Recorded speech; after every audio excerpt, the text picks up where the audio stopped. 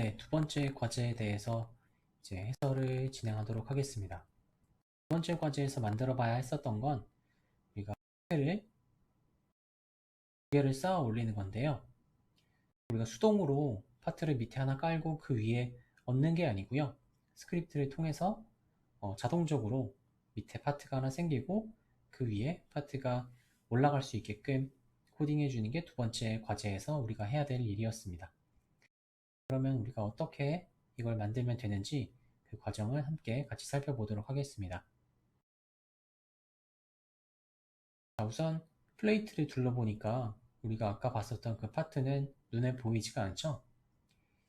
파트가 눈에 보이지 않는 이유는 우리가 워크스페이스에 가져놓았던 파트를 서버 스토리지 상으로 이동을 시켜 놓았기 때문에 파트가 보이지 않게 됐어요. 파트 중에서 스피어를 예를 들어서 하나 가지고 오고 워크스페이스 안에 있는 이름이 지금 겹치니까 다른 걸로 좀 바꿔놓을게요. 스피어를 이 서버 스토리지 상으로 이렇게 이동을 시키면 아까 여기 있었던, 그러니까 방금 전에 여기 눈앞에 보였던 파트가 사라지게 됩니다. 여기로 이동이 돼서 사라지게 된 거예요. 여기로 이동을 시켜 놓으면 우리가 스크립트 상에서 여기에 있는 이 파트에 접근을 해서 복사를 할 수가 있습니다. 워크스페이스 안에 있으면 복사를 할 수가 없어서 서버 스토리지 상으로 이제 이동을 시켜 놓은 겁니다. 그 다음에는 우리는 얘를 가지고 두 개를 복사하면 되는 거니까 스크립트를 하나 추가를 해주면 되겠죠? 워크스페이스 상에서 스크립트를 추가하는 방법은 이제 여기에서 마우스를 우클릭해주면 인서트 오브젝트라고 하는 메뉴가 있고 그걸 눌렀을 때 이런 팝업 창이 메뉴가 하나 뜹니다. 여기 검색하는 곳에다가 이제 스크립트라고 검색을 해도 되고요. 아니면 여기 나와 있는 스크립트를 눌러서 추가를 시켜줘도 됩니다. 정상적으로 추가가 됐으면 워크스페이스 안에 스크립트가 들어가 있을 거고요. 스크립트를 더블 클릭해 놓으면 선생님이 미리 작성을 해 놓은 코드가 들어가 있어요. 우리가 여기서 해야 될 건 이제 여기 서버 스토리지 상에 있는 이 파트에 먼저 접근을 해줘야 됩니다.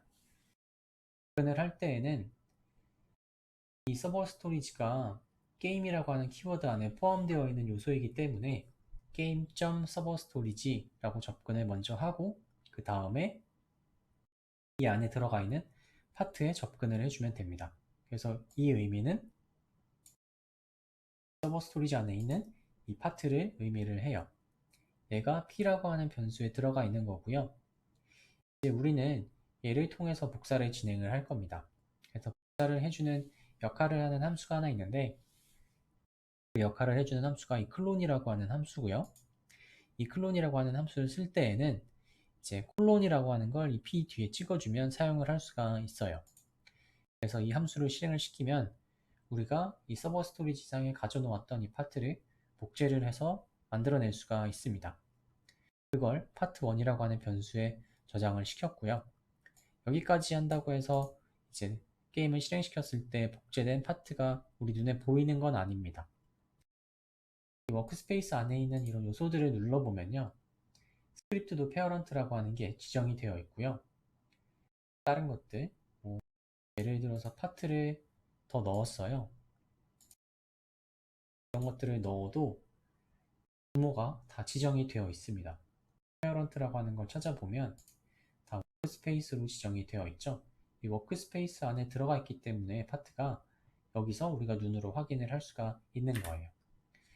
스크립트 상에서 복제를 한 후에는 눈으로 실제 확인할 수 있게끔 페어런트라고 하는 걸 지정을 해줘야 됩니다. 워크스페이스 안에 있을 때 눈으로 확인할 수 있었으니까 이 뒤에 워크스페이스라고 하는 이 이름을 똑같이 넣어주면 됩니다. 이 상태에서 실행을 시키면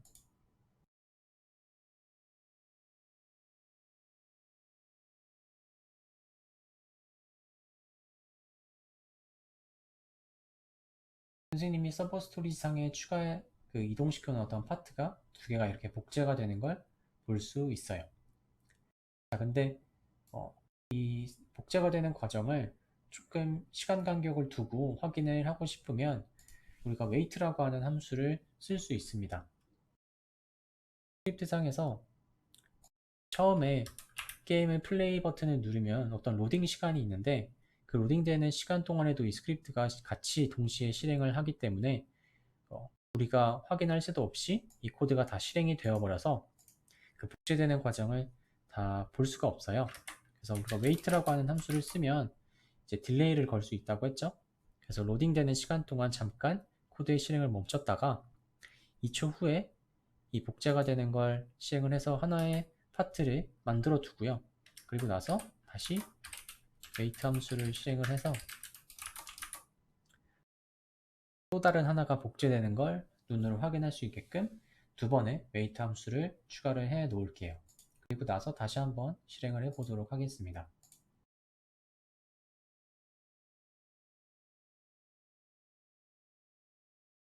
네, 그랬더니 이제 하나가 복제돼서 만들어진 후에 잠깐의 시간적인 딜레이를 거치고 나서 그 위에 파트가 복제되는 걸 눈으로 확인해 볼 수 있었습니다.